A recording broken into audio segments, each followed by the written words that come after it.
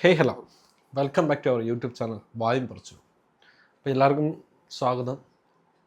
നമ്മളിന്ന് സംസാരിക്കാൻ പോകുന്ന വിഷയവും എന്നാൽ ഇപ്പോൾ സമകാലികമായിക്കൊണ്ടിരിക്കുന്ന ഒരു വിഷയവും കൂടെയാണ്. കേരള ജനതയ്ക്ക് അഭിമാനിക്കാൻ പറ്റുന്ന ഒരു പുതിയ സ്കീമായ പ്രിയദർശിനി, അതായത് KSRTCകളിൽ വനിതകൾക്കും ട്രാൻസ്ജെൻഡേഴ്സിനും ഫ്രീ ടിക്കറ്റ് കൊടുത്തുകൊണ്ട് ഓർഡിനറി ബസ്സുകളിൽ ഫ്രീ ടിക്കറ്റ് കൊടുത്തുകൊണ്ട് അവരെ യാത്ര ചെയ്യിപ്പിച്ചുകൊണ്ട് എക്കണോമിക്കൽ കോൺട്രിബ്യൂഷൻ ചെയ്യാമെന്നാണ് ഇൻറ്റൻഷൻ. UDF സർക്കാർ വന്നതിന് ശേഷം അവർ പറഞ്ഞ ഇന്ദിരാ ഗ്യാരണ്ടിയിൽ ഒരു ഗ്യാരണ്ടി ആയിരുന്നു ഫ്രീ ബസ് ഫെയർ എന്ന് പറയുന്നത്. അതും പ്രത്യേകിച്ച് വുമൻസിന്. എനിക്കതിന് വിയോജിപ്പുള്ള UDF ഗവൺമെൻറ്റിനോട് വിയോജിപ്പുള്ള ഒറ്റ കാര്യത്തിലേ ഉള്ളൂ. കഴിഞ്ഞ ദിവസം ഈ സ്കീം അനൗൺസ് ചെയ്യുന്നതിനിടയിൽ നമ്മുടെ ഏറ്റവും പ്രിയപ്പെട്ട മുഖ്യമന്ത്രിയായ VD സതീശൻ പറയുകയുണ്ടായി, ഇത് സ്ത്രീകൾക്ക് കൊടുക്കുന്നത് ഒരു സൈഡിൽ പറയുമ്പോൾ പുരുഷന്മാർക്ക് ഇത് എന്തുകൊണ്ട് കൊടുക്കാത്തത് എന്ന് പറയുന്നു. അങ്ങനെ ഒരു വിവാഹത്തെ മൊത്തം അടച്ചാക്ഷേപിച്ചുകൊണ്ട് അതിനെ അങ്ങനെ പറഞ്ഞതിനോട് ഞാൻ ഒട്ടും തന്നെ യോജിക്കുന്നില്ല. അപ്പോൾ നമുക്കിതിലേക്കൊന്ന് കടന്നു നോക്കാം. ഇപ്പോൾ എല്ലാവർക്കും അറിയാം ഈ പ്രിയദർശിനി സ്കീം എന്താണ്. ഇത് അനൗൺസ് ചെയ്ത ജൂൺ 15, 2026 ചരിത്രങ്ങളിൽ എഴുതപ്പെടാൻ പോകുന്ന ഒരു ദിവസമായിരിക്കാം എന്ന് നമുക്ക് പ്രതീക്ഷിക്കാം. ഏകദേശം 3125 ഓർഡിനറി കാറ്റഗറി ബസ്സിലാണ് ഈ സമ്പ്രദായം ഏർപ്പെടുത്തിയിരിക്കുന്നത്. അതിനകത്ത് ഓർഡിനറി ബസ്സുണ്ട്, സിറ്റി ഓർഡിനറി ഉണ്ട്, ലിമിറ്റഡ് സ്റ്റോപ്പ് ഉണ്ട്. അങ്ങനെയുള്ള വിഭാഗത്തിലാണ് ഈ ഒരു കാറ്റഗറി അല്ലെങ്കിൽ ഈ ഒരു സ്കീം ഉൾപ്പെടുത്തിയിരിക്കുന്നത്.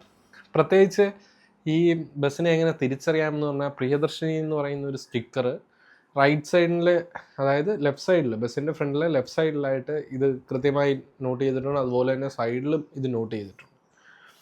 ഇനി നമുക്ക് ഇതറിയേണ്ടത്, നമുക്ക് ഈ സ്കീം നല്ലതാണ്, ഒരു സമൂഹത്തിന് കോൺട്രിബ്യൂഷൻ ചെയ്യാൻ പറ്റിയ ഒരു സ്കീമാണ്. പക്ഷേ നമ്മൾ ഇതിനകത്തൊരു കാര്യം മനസ്സിലാക്കേണ്ടത് എന്ന് വെച്ച് കഴിഞ്ഞാൽ, ഈ ഗവൺമെൻറ്റിൻ്റെ അൾട്ടിമേറ്റ് എയിം എന്ന് പറഞ്ഞു കഴിഞ്ഞാൽ ഒരു ഈഗൽറ്റേറിയൻ, അതായത് ഒരു പിരമിഡ്, അതായത് തുല്യത ഉറപ്പുവരുത്തുക, ഇക്വാളിറ്റി എന്നുള്ള ഒരു കൺസെപ്റ്റിലേക്ക് ചിന്തിക്കുമ്പോഴും, അതായത് ബേസ് ലെവലിലേക്ക് കിടക്കുന്നത്, അതായത് എല്ലാവർക്കും എത്തിപ്പിടിക്കാൻ, എല്ലാ റിസോഴ്സിനെയും എല്ലാവർക്കും എത്തിപ്പിടിക്കാനും, എല്ലാ സോഴ്സും അല്ലെങ്കിൽ എല്ലാ കാറ്റഗറി ഓഫ് ലെവലിലെ എല്ലാവർക്കും എത്തിപ്പിടിക്കാൻ വേണ്ടി ആ പിരമിഡിനെ നേരെ ഓപ്പോസിറ്റ് ആയിട്ട് വെക്കുകയുണ്ടായി. അങ്ങനെയാണ് ഈ സത്യം പറഞ്ഞാൽ ഗവൺമെൻറ്റിൻ്റെ ഏറ്റവും ഈ എയിം എന്ന് പറഞ്ഞു കഴിഞ്ഞാൽ. അതിനാണ് ഈ റിസർവേഷൻ കാറ്റഗറി അങ്ങനെയുള്ള കാര്യങ്ങളെല്ലാം ഉത്ഭവിച്ചുകൊണ്ട് ഇതിനെ ഒരു സ്കീമായി. പക്ഷേ ഈ സ്കീം അങ്ങനെയാണോ? ഈ സ്കീമിൻ്റെ മേജർ ഡ്രോബാക്ക് എന്തൊക്കെയാണ്?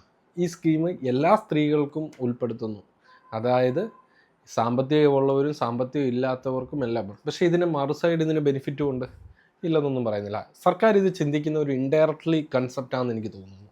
ഞാൻ മനസ്സിലാക്കി വെച്ച് ഒരു ഇൻഡയറക്ട്ലി കൺസെപ്റ്റ്, അതായത് ഈ സേവ് ചെയ്യുന്ന ഈ ബസ് ഫെയർ അവർക്ക്, സ്ത്രീകൾക്ക് കുറച്ചുകൂടി സേവിങ്സിലേക്ക് പോകും. ഈ സേവിങ്സ് എന്താവും?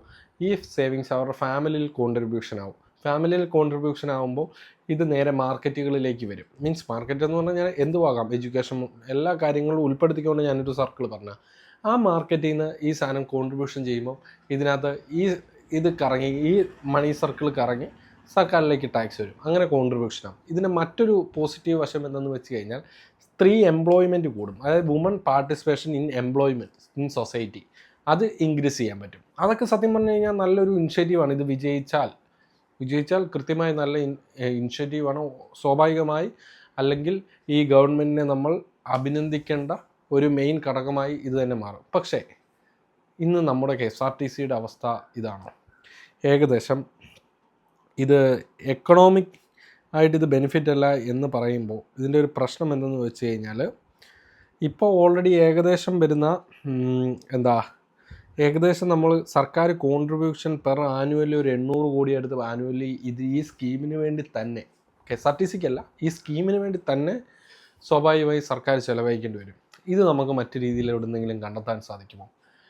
നമ്മുടെ കേരളത്തിൻ്റെ ഒരു പ്രശ്നം എന്തെന്ന് വെച്ച് കഴിഞ്ഞാൽ, കേരളം ഒരിക്കലും ഒരു മാനുഫാക്ചറിങ് കമ്പനി അല്ലെങ്കിൽ ഒരു മാനുഫാക്ചറിങ് സ്റ്റേറ്റ് ആയിട്ട് മാറിയിട്ടില്ല. ടൂറിസം മാത്രമാണ് ഒരു വരുമാനം എന്ന് പറയുന്നത്. അപ്പോൾ ഈ വരുമാനം എങ്ങനെ കണ്ടെത്താൻ സാധിക്കുമെന്നുള്ളൊരു ചോദ്യചിഹ്നമാണ്. ഇതൊരു ബാധ്യതയാകുമോ എന്നുള്ളതും ഒരു ചോദ്യചിഹ്നമായി ഇന്നും അവശേഷിക്കുകയാണ്. ഉറപ്പായിട്ടും ഇത് അതുപോലെ തന്നെ നമ്മൾ ഒരുപാട് പ്രൈവറ്റ് സെക്ടർ, അതായത് ഇതൊരു പ്രൈവറ്റ് സെക്ടറിലേക്ക് പതുക്കെ ഇഴഞ്ഞ് നീങ്ങിക്കൊണ്ടിരിക്കും. അതായത് ഒരു ഗവൺമെൻറ് ആസ്പെക്റ്റിലേക്ക് വന്ന് ഗവൺമെൻറ് സർവീസായിട്ട് നിൽക്കുന്ന സാധനം പ്രൈവറ്റ് സെക്ടറിലേക്ക് പോകുമ്പോൾ ഒരു പ്രൈവറ്റൈസേഷൻ അവിടെ സംഭവിക്കുന്നു. സ്വാഭാവികമായിട്ട് എന്ത് സംഭവിക്കും? ഗവൺമെൻറ്റൽ എന്ന സ്പെക്ക് തന്നെ അവിടെ ഇല്ലാതാവും. അതുപോലെ തന്നെ അതായത് ഞാൻ നേരത്തെ പറഞ്ഞ പോലെ 800 crore annually cost strains state finances, അതുപോലെ തന്നെ ഫുൾ കോമ്പൻസേഷൻ ടു KSRTC, ഇങ്ങനെയൊക്കെയുള്ള വെൽഫെയർ സ്കീം, ഈ ഒരു വെൽഫെയർ സ്കീം ഉൾപ്പെടുത്തുന്നത് കൂടി അങ്ങനെ ഒരു ബാധ്യതയും കൂടി ഗവൺമെൻറ് എടുത്തു വെക്കുകയാണ്. അതുപോലെ തന്നെ നമുക്ക് എപ്പോഴും സർവീസിന് ക്വാളിറ്റി മെയിൻറ്റെയിൻ ചെയ്യാതിരിക്കാൻ പറ്റുന്ന ഒരു ഡിഫിക്കൽട്ടി ആയിട്ട് ഉറപ്പായിട്ട് ഇത് വരും. പിന്നെ നമ്മൾ ഈ പറയുന്ന പോലെ ഒരു കാര്യം പറഞ്ഞു എന്ന് പറഞ്ഞ് ആ കാര്യം ചെയ്യുക തന്നെ വേണം ഉറപ്പായിട്ടും. പക്ഷേ അതിൻ്റെ എല്ലാ ഫാക്ടറും നോക്കണം. അത് ആർക്കൊക്കെയാണ് ബെനിഫിറ്റിലാവുന്നതെന്ന് നോക്കണം.